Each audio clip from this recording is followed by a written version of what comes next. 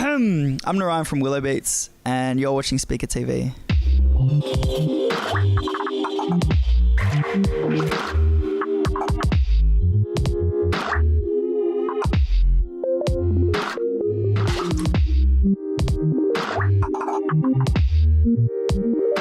I just got a little handheld mic. I've been sampling just like birds and stuff, and I've been sampling like washing dishes and dropping things, and it was bin night the other night, and so I was sampling like throwing bottles into the bin and trying to break them, and then I like chop them up and use them as like a hi-hat pattern.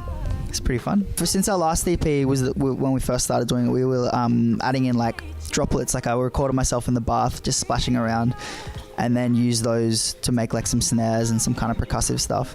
But I find it gives it like a really organic kind of quality. The reason I first did it actually was I was hearing all these snares that sounded like droplets, and I was like, oh, how are they getting those like water sounding snares?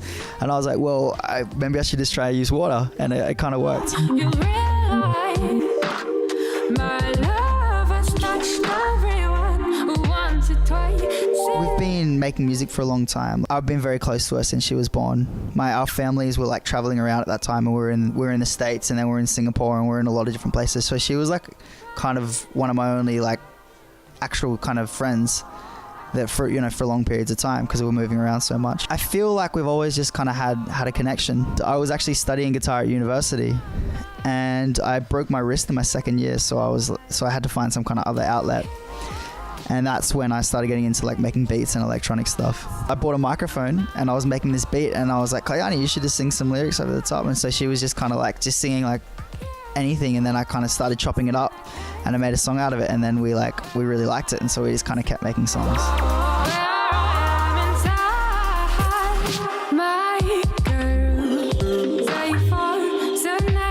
Family for life. So like whatever happens, we're always going to be able to understand each other and forgive each other. We can get in each other's face a little bit sometimes, just because we're around each other so much, and it's kind of like it's almost like a sister-brother relationship. I think as far as like music writing goes, it works perfectly. Like we both think along the same lines, and we both get into the same type of music, and we both just kind of, I think we think in the same way.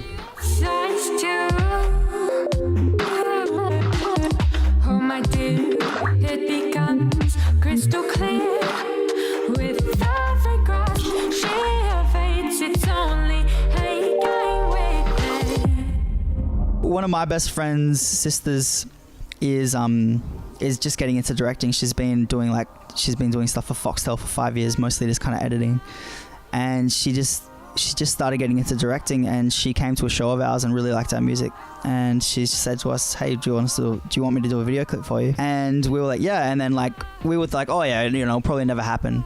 But then like within a couple of weeks, she was calling me and like really kind of grilling me about it, like how we're going to do this, where we're going to do this, and I was like, awesome, this is actually going to happen. We wanted to do like a nature kind of thing, like a fantasy type story, and we wanted it to have kind of like potions and go with the whole alchemy thing and vials and things like that. We actually filmed it out just a little bit out of Sydney in Summersby Falls, and it's actually like a it's a place where people just go and have picnics and things like that, but we kind of just filmed in all like the bit we're in like angles and stuff that make it look like it's just this like amazing forest somewhere. Her boyfriend, he's like amazing at graphics. He worked on The Great Gatsby, and yeah, he was actually like the head of graphics for Great Gatsby, so he was pretty incredible, and he did like all the graphic work.